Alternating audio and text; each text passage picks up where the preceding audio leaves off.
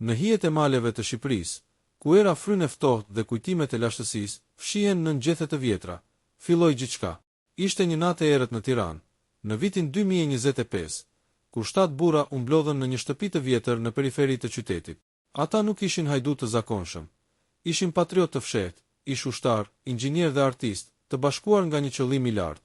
Emrat e tyre: Artan, drejtuesi i grupit, një ish oficer i ushtrisë me sy të mprejtë si thika; Besnik, specialist i teknologjisë, i cili mund të hakonte çdo sistem pa lënë gjurmë; Dritan, ekspert i arteve, që dinte çdo detaj për reliket historike; Elton, muskulori, ish boksier që mund të thynte dyer me një goditje; Fatmir, piloti dhe shoferi, që kishte fluturuar helikopter në misione sekrete; Gëzim, specialisti i shpërthimeve, por që preferonte të përdorte mendjen më shumë se barutin, dhe më.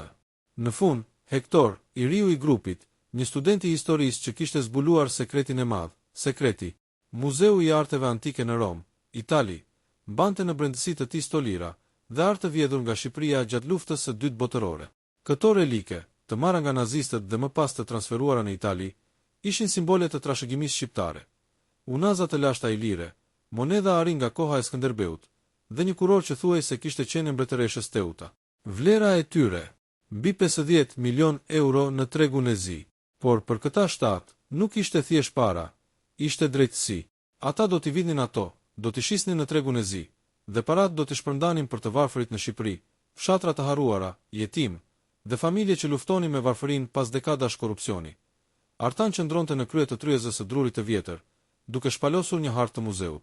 Drita e një llampë të vetme hidhte hije të gjata në fytyrat e tyre të vendosura. Kjo nuk është thjesht një grabitje, tha ai me zë të ulët, duke shikuar secilin në sy. Kjo është kthimi i asaj që na takon, por nëse dështojmë, do të kalojmë jetën në burgje italiane. Pra, le të planifikojmë si profesionist. Besnik, me laptopin e tij të modifikuar, buzëqeshi me zgjuarsi. Unë e di si funksionon sistemi i sigurisë së muzeut. Kam hakuar në rrjetin e tyre të jashtëm. Kamera me AI, sensor lazer dhe roje të armatosur. Por ka një dobësi. Serveri kryesor është i lidhur me një linjë të vjetër telefonike. Mund ta shfrytëzoj për të futur një virus që do të çaktivizoj alarmin për 15 minuta. Dritan, duke rregulluar syzet e tij, ndërhyri. Por reliket janë në një dhomë të blinduar. Sipas arkivave që kam studiuar, dera ka një kod 12 shifror që ndryshon çdo orë. Dhe brenda ka gaz neutralizues nëse prek gabim. Ne duhet të dimë saktësisht se çfarë po marrim. Ato stolira ilire nuk janë thjesht ar. Ato kanë vlerë historike. Nëse i dëmtojmë, humbasim gjithçka. Elton, duke shtrënguar grushtet, qeshi. Lërini mua derat. Kam thyer më të fortat në ring. Por mos harroni, policia italiane është e shpejtë. Nëse alarmin e aktivizojmë, do të kenë helikopter mbi kokë brenda 5 minutash. Fatmir, duke pirë një glënj kafe, tha: pikërisht për këtë, unë kam planin e aratisjes. Do të marrim një furgon të modifikuar, me pllaka false. Nga muzeu në portin e Romës, 20 minuta. Atje, një anije e vogël na pret për të kaluar në Adriatik. Por duhet të jemi të sinkronizuar, asnjë sekond vonë. Gëzim, i cili ishte i qetë si gjithmonë, shtoi: nuk dua shpërthime të mëdha, por mund të krijoj një diversion të vogël. Një bombë tymuese jashtë muzeut për të tërhequr rojet. Dhe për kodin e derës, mund të përdorim një pajisje magnetike për të lexuar gjurmët e gishtave të kuratorit. Hektor, i riu, ngriti dorën. Dëgjoni, kjo nuk është vetëm për parat. Këto relike u vodhën nga Shqipëria në 43.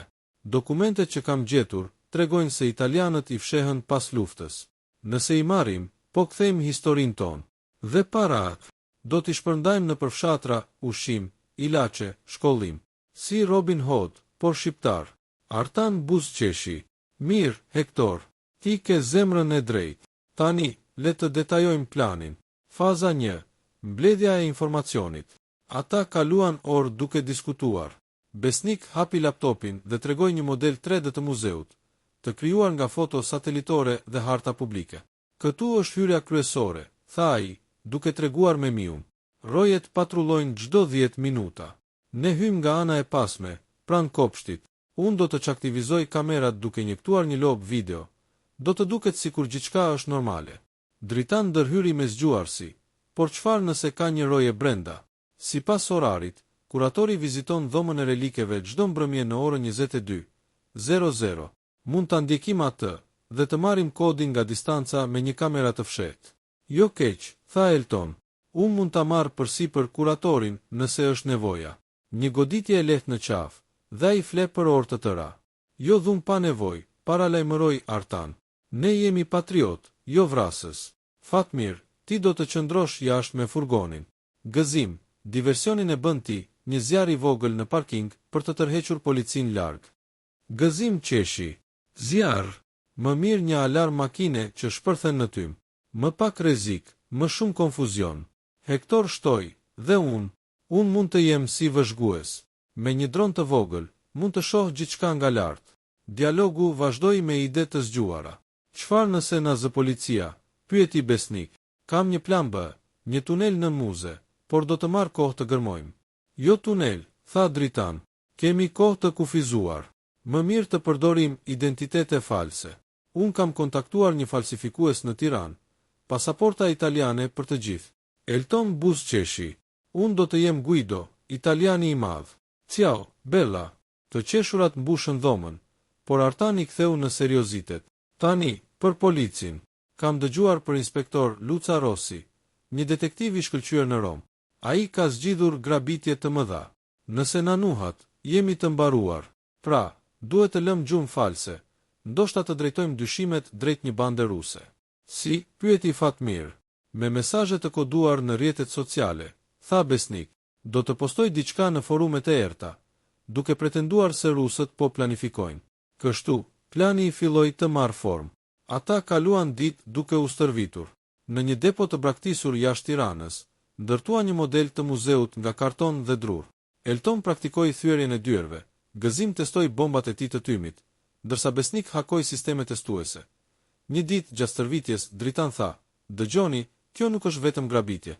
Është si një oper, çdo rol duhet të jetë perfekt. Nëse unë gaboj identifikimin e relikeve, marrim plehra në vend të arit." Hektor, duke mbajtur një libër historie, shtoi: "Këto stolira u vodhën nga një muze në Durrës në 43. Italianët i morën si trofe. Nëse i kthejmë para te populli, po bëjmë drejtësi." Artan, duke shikuar grupin, tha: "Ne jemi 7, si 7 malet e Shqipërisë. Të pathyeshëm së bashku."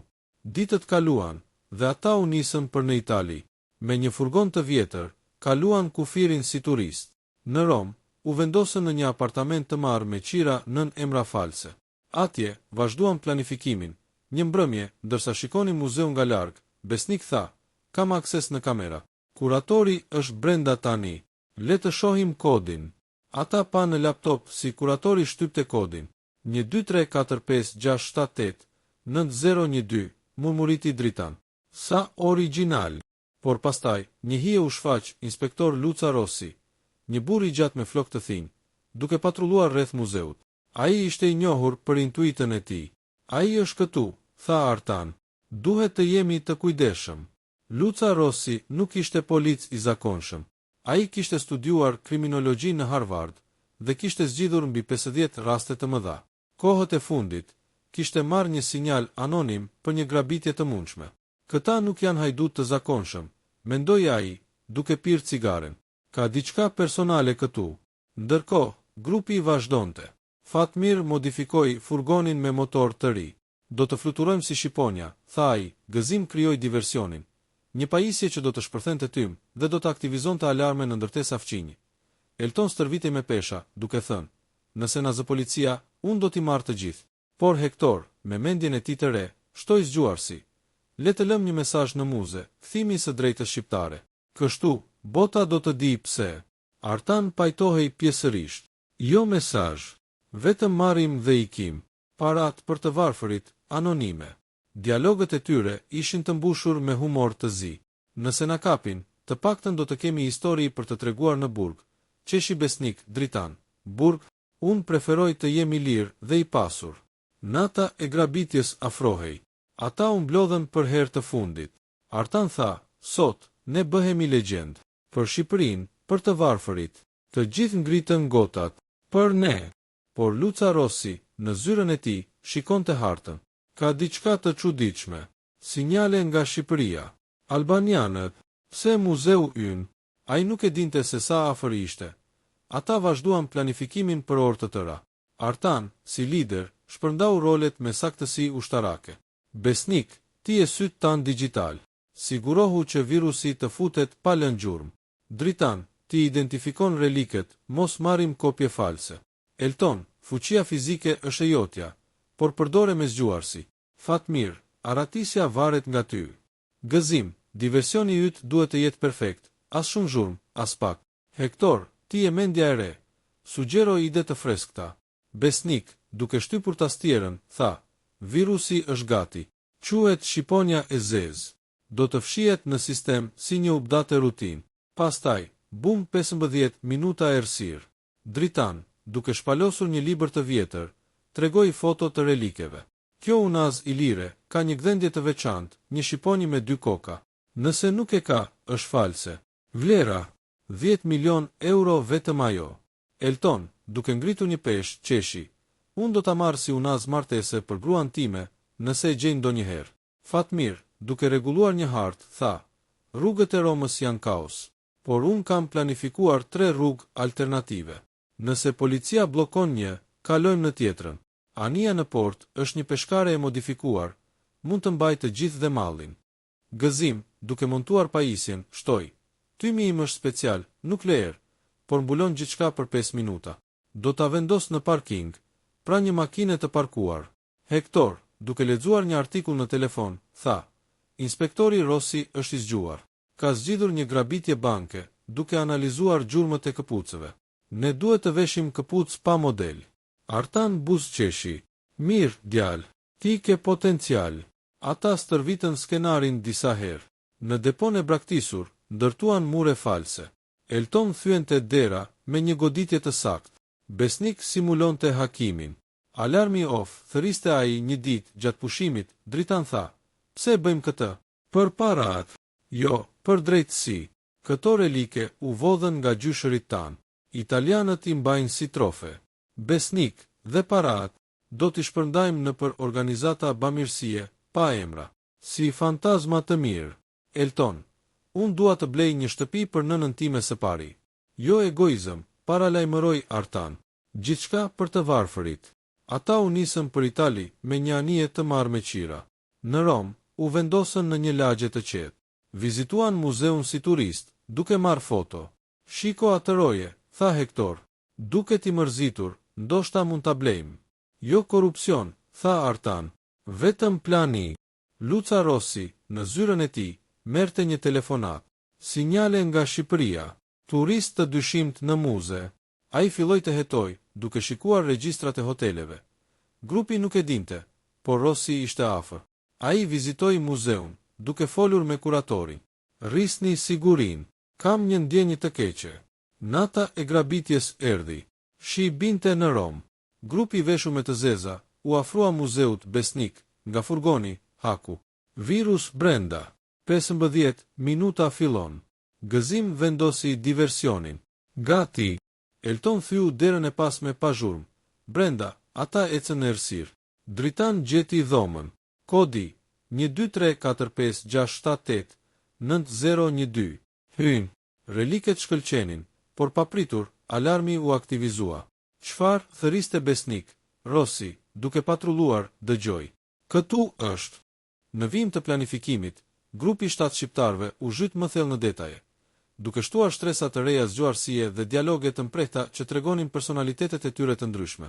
Ata ishin ende në shtëpinë e vjetër në periferi të Tiranës, me tryezën e mbushur me harta, laptop dhe skica të muzeut. Drita e llambës vazhdonte të hidhte hije dramatike, ndërsa era e natës frynte jashtë dritareve të thyera. Artan, lideri, qëndronte në këmbë, duke drejtuar diskutimin si një general në luftë. Mirë, dëgjoni tani, tha Artan, duke trokitur gishtin mbi hartën.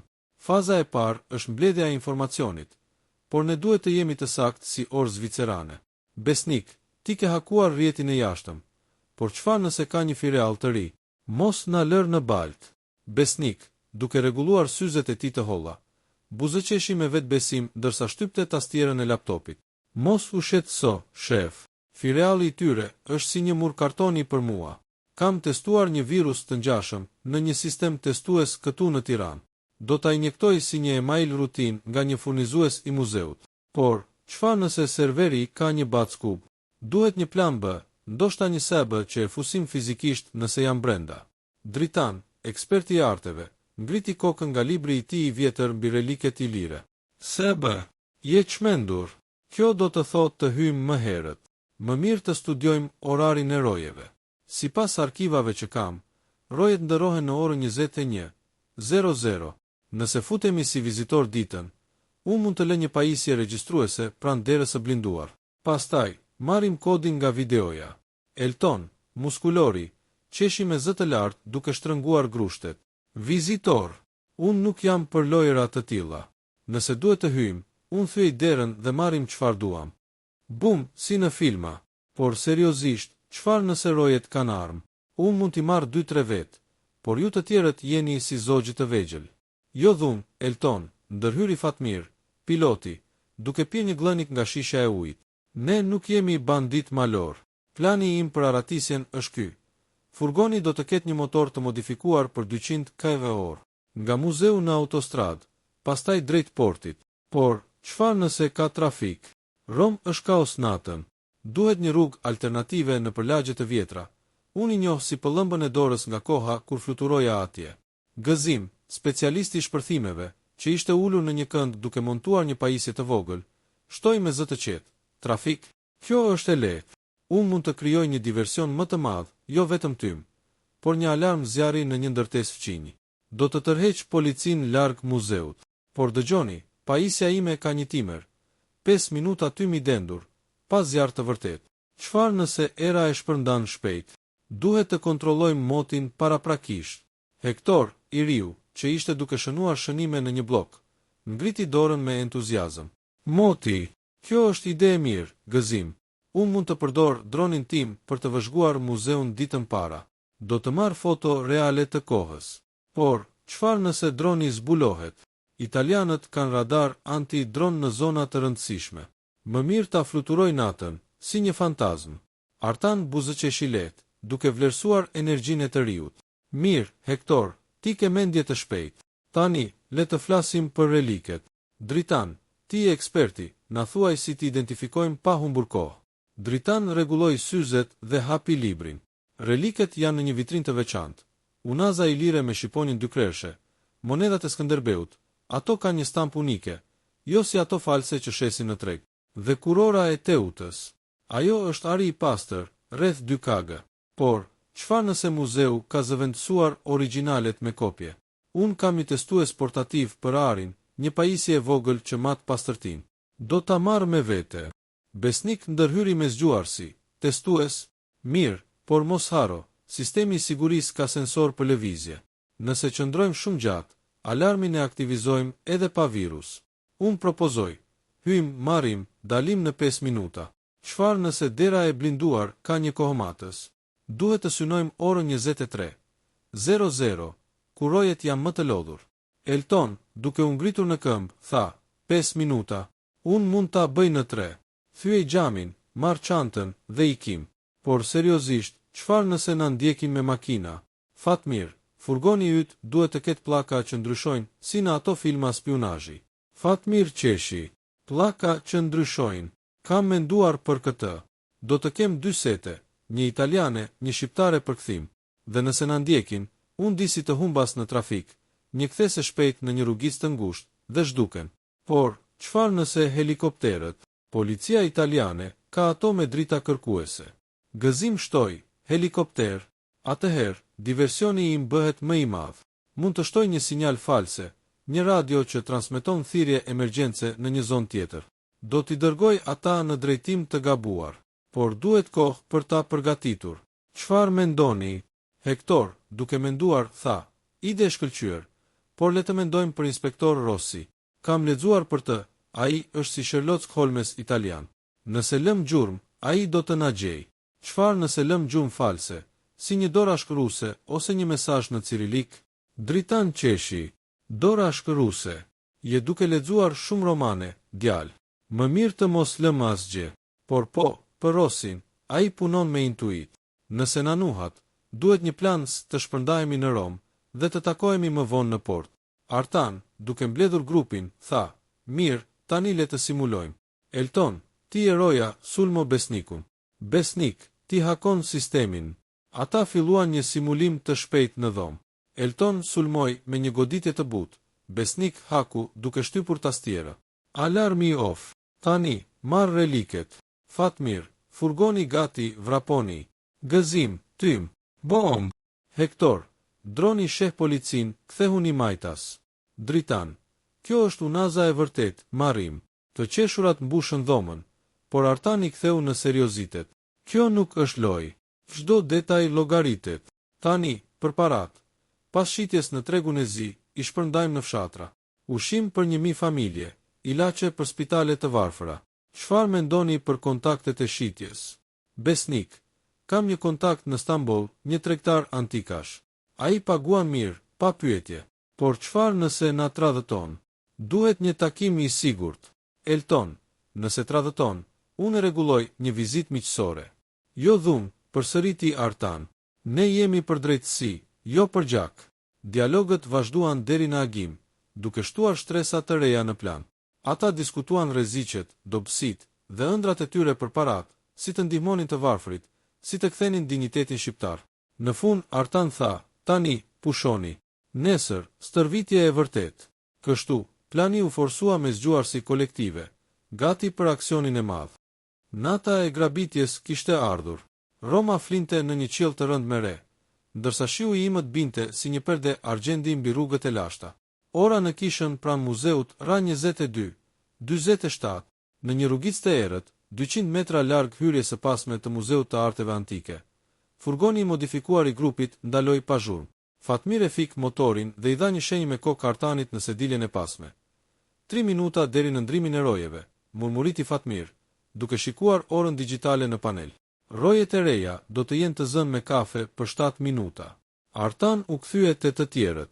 Në errësirën e furgonit, fytyrat e tyre shkëlqenin vetëm nga drita e kuqe e një llamp të vogël emergjence. Kontroll përfundimtar, tha ai me zë të ulët. Besnik, me kufje në vesh, shtypi një buton në laptop. Virusi shqiponja e zezë është brenda. Kamera lop fillon në 22:51. Alarmet fizike do të çaktivizohen për 14 minuta e 38 sekonda. Pastaj, sistemi rikthehet vetë. Nuk ka backup fizik, e konfirmova dje. Dritan hapi çantën e tij të zezë. Brenda, një testues ari portativ, një xhamprerës lazer dhe një listë printuar e relikeve. Unë hyi i pari pas Eltonit. Nëse hasim kuratorin, e marr unë. Kam një shiring me 2 ag midazolam, fle, për 40 minuta, pa dëme. Elton rregulloi maskën e zezë. Dera e pasme është çelik 5. E thyej me një goditje të vetme, por zhurma do të jetë 70 decibel. Gëzim, tymin e ke gati. Gëzim ngriti një kuti të vogël metalike. Timer 30 sekonda pas sinjalit tënd. Tymi mbulon 200 metra katror për 4 minuta. Era është në favorin ton, fryn nga perëndimi. Hektor, i fundit në sedilje, mbante dronin e tij të palosur. Droni është në ajër. Kamera termike tregon 2 roje brenda, një në hol dhe një në korridorin e relikeve. Kuratori sapo doli nga dhoma e blinduar, po shkon drejt zyrës. Artan ngriti dorën. Sinkronizim. Në 22:51:30 hym. Elton thyen derën. Gëzim aktivizon tymin në parkingun e përparm. Besnik mban kamerat. Fatmir qëndron te furgoni me motorin në punë. Hektor vëzhgon nga droni. Dritan dhe unë marrim reliket. Dalim në 5 minuta. Pyetje. Heshtje. Vetëm tingulli i shiut mbi çati, për Shqipërinë, tha Artan, për të varfrit, për shpëritën të tjerët 22:51. 15 furgoni u hap pa zhurmë. 7 hije u zhdukën në errësirë. Elton dhe Artan arritën te dera e pasme. Elton vendosi një pajisje të vogël në brav, një piston hidraulik i heshtur. 3, 2, 1. Bum, i but. Dera u hap 3 Asnjë alarm. Brenda, korridori ishte i errët. Drita e kuqe emergjence ndriçonte pak. Besnik, nga furgoni, foli në radio. Kamera lop aktive. Rojet shohin një korridor bosh. Gëzim u zhvendos te parkingu. Vendosi kutin pra një makine luksoze. Timer 20 sekonda. U kthye vrap 22:52. 40 Elton dhe Artan hyn. Dritan pas tyre. Hektor fluturoi dronin mbi çati. Kamera tregoi tymin që filloi të dilte nga parkingu. Alarme makinash filluan të bien. Nga brenda muzeut, një roje dëgjoi zhurmë. "Çfarë është kjo?" foli në radio. "Shiko parkingun." Rojet u lëvizën drejt dritares. 22, 53. 10 grupi arriti te korridori i relikeve. Dritan shtypi kodin që kishin vëzhguar. 1 2 3 4 5 6 7 8 9012. Dera e blinduar u hap me një klik të butë. Dhoma ishte ndriçuar me drita të kuqe. Në qendër, vitrina me reliket. Unaza i lire shkëlqente. Monedat e Skënderbeut ishin të rreshtuara. Kurora e Teutës qëndronte si një kuror mbretërore. Dritan u afrua. "Testuesi. 99, 9 i ari i pastër. Janë originalet." Filloi të pres xhami me lazer. Elton qëndronte te dera, duke dëgjuar, papritur, një zë nga radioja e rojes. "Kthimi. Ka tym jashtë, por dikush raporton lëvizje brenda." 22, 54, 20 besnik në radio. "Rojet po kthehen. 40 sekonda deri te ju." Dritan mbylli çantën. "Marr, le të ikim." Por dera kryesore e korridorit u hap. Një roje hyri, me pistol në dorë. "Qi valla." Elton u hodh përpara. Një goditje shpejt në qafë. Roja rapazë shpejt, thiri Artan. 22, 55, 00 ata vrapuan drejt daljes. Thymi i dendur kishte mbushur hollin. Gëzimi kishte bërë punë të mirë. Por jashtë, drita të kuqe filluan të ndizen. Alarmi vërtet u aktivizua besnik.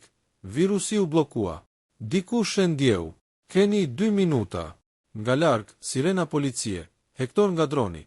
2 makina policie po vinë nga veriu. 90 sekonda larg. Fatmir ndez motorin. "Furgoni i gati. Vraponi." Elton doli i pari, duke mbajtur çantën. Artan dhe Dritan pas tij. Por te dera e pasme, një hije u shfaq, inspektor Luca Rossi, me pistol në dorë, i qetë, me sytë që shkëlqenin errësirë. "Fermi," tha ai me zë të ftohtë. "Unë e dija që do të vini." Artan ndaloi. Elton u tensionua. Rossi vazhdoi. "Reliket shqiptare, apo jo? Nuk jeni hajdut të zakonshëm, por parat për të varfërit. Kjo është një histori e bukur. Më vjen keq, por drejtësia italiane nuk negocion." Dritan murmuriti. "Si na gjeti?" Rossi buzëqeshi lehtë. "Një sinjal anonim nga Shqipëria. Një dron që fluturoi shumë afër. Dhe një virus me emër. Shqiponja e zezë. Shumë poetike." Elton u hodh përpara. Rossi shtypi këmbëzën, një të shtënë paralajmëruese në ajër. "Mos," tha Rossi. "Nuk dua gjak, por nëse lëvizni, do të ketë." Hektor, nga droni, pa gjithçka. Policia rrethoi. "Janë 5 makina." Fatmir në radio. "Plan B. Hidheni në kanalizim. Ka një kapak 50 metra majtas." Artan shikoi Rossin në sy. Pastaj çantën. Pastaj Eltonin. "Jo sot," tha Artan. Elton hodhi një bombë tymuese nga xhepi. "PSS-të."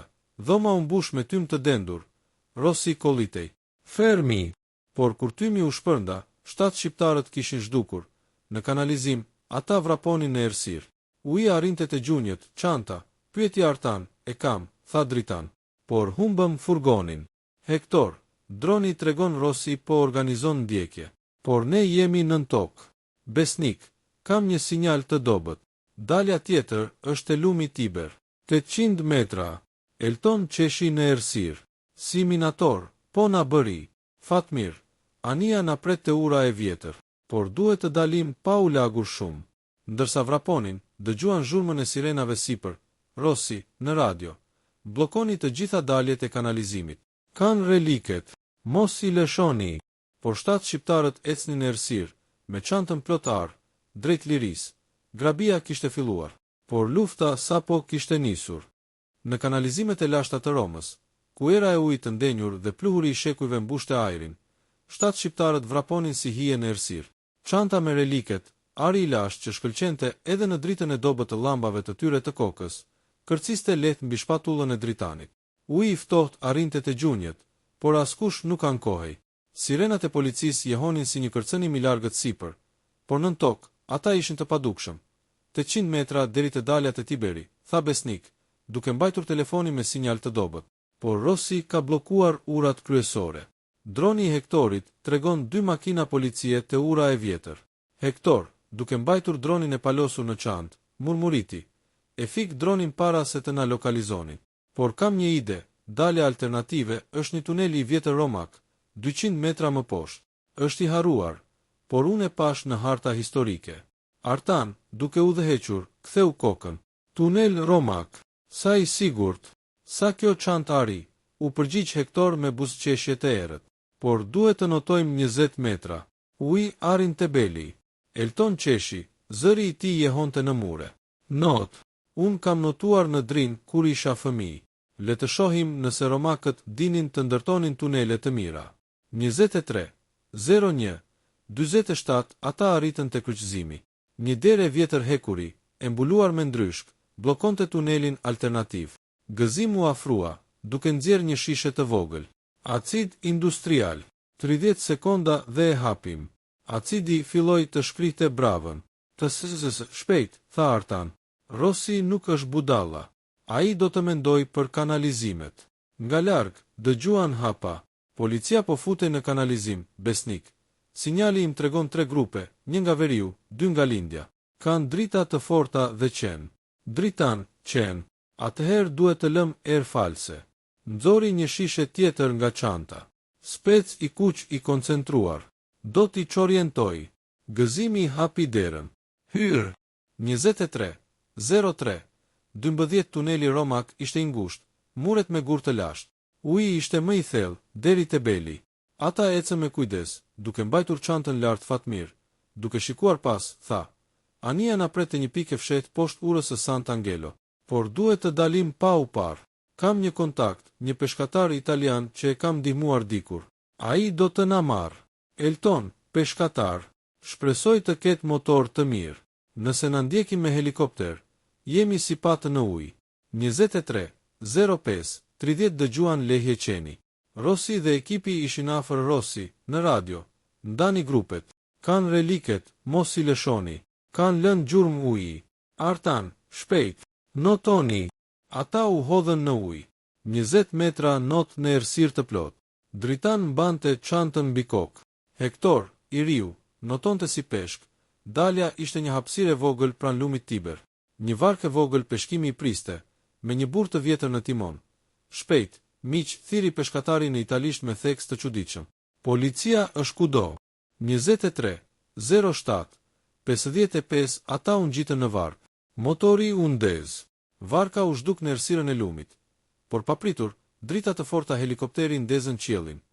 Rossi, nga bregu, thiri në megafon: "Fermi. Është fundi."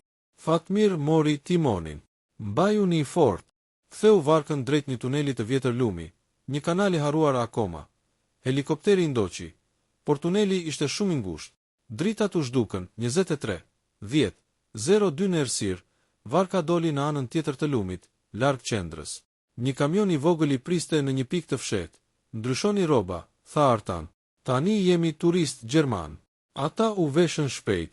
Reliket u fshehën në një ndarje sekrete të kamionit, besnik. "Kam fikur çdo sinjal.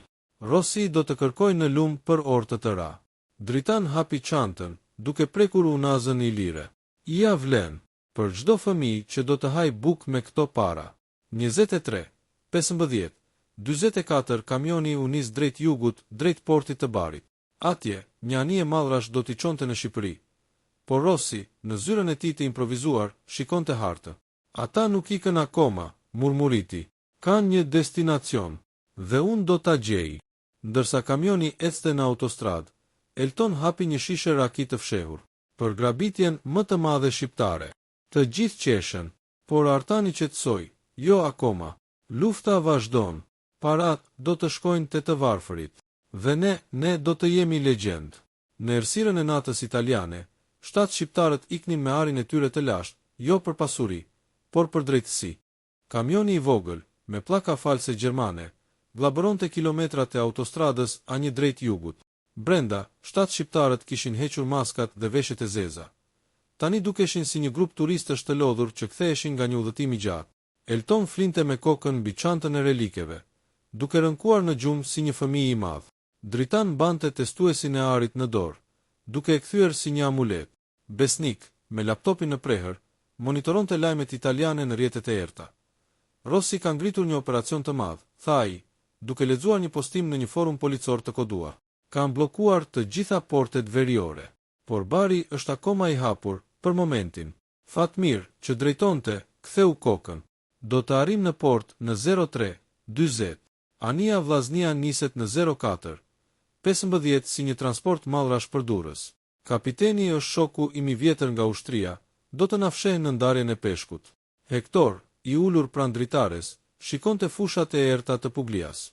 Po nëse Rossi ka njoftuar doganën, një kontroll i rastësishëm dhe jemi të mbaruar.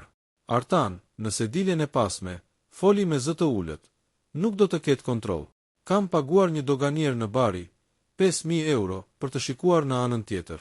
Por nëse na ndalojnë, planis, hidhemi në det dhe notojmë të një varg tjetër që na pret 2 milje larg. Gëzim hapi një çantë të vogël. Brenda, 5 granata tymuese dhe 2 pistoleta me zhurmues. Nuk dua të përdor, por nëse na rrethojnë, krijoj kaos të mjaftueshëm për të ikur. 02:57 Një postblok i papritur u shfaq në autostradë. Drita të kuqe dhe blu ndezën natën, merda, murmuriti Fatmir. Rossi. 2 makina policie bllokuan rrugën. Një oficer u afrua, duke ndezur një llambë në fytyrat e tyre. Dokumente, tha ai në italisht, Artan nxori pasaportat false gjermane. Turis, po kthehemi në Gjermani përmes Greqisë. Oficeri shikoi çantën e Eltonit që kërciste lehtë. Çfarë keni aty? Elton u ngrit ngadalë. Veshje dhe pak suvenire. Oficeri dyshoi. Hapeni. Besnik, pa u vënë re, shtypi një buton në telefon. Një sinjal false u dërgua në radio të policisë. Urgjencë në kilometrin 412. Grabitje banke. Oficeri dëgjoi në kufje. Çfarë? Shpejt, të gjithë në 412. Makina u nisën me shpejtësi. Postbloku u shpërnda, zgjuar, Besnik, qeshi dritan, 03:38 Porti i Barit. Era e detit mbushte ajrin me krip. Ania Vllaznia qëndronte heshtur, dritat e dobëta. Kapiteni, një burr i thinjur me mustaqe, i priti të ura. Shpejt, ndarja e peshkut është gati, por kini kujdes, një anije policie patrullon 3 milje larg. Ata u ngjitën. Reliket u fshehën nën ton peshku të ngrirë. Era ishte e padurueshme, por askush nuk ankohej. 04:12 Ania u nis. Roma zhdukej në horizont, në breg. Rossi arriti me helikopter. Ku është Vllaznia? Nisur 3 minuta më parë, tha një oficer. Rossi shikoi detin. Ata ikën, por kjo nuk mbaron këtu. Në det, 06:20 dielli lindi mbi Adriatik. 7 shqiptarët dolën në kuvert, të lagur nga peshku, por të lirë. Artan hapi çantën. Unaza i lire shkëlqeu në dritën e mëngjesit. Tani, tha ai, për të varfërit. Në Durrës, kontaktet i prisnin. Reliket u shitën në Stamboll për 42 milion euro, cash, pa pyetje. Parat u shpërndan fshehurazi. 1000 familje në veri morën ushqim për një vit. Një spital në Kukës u pajis me ilaçe.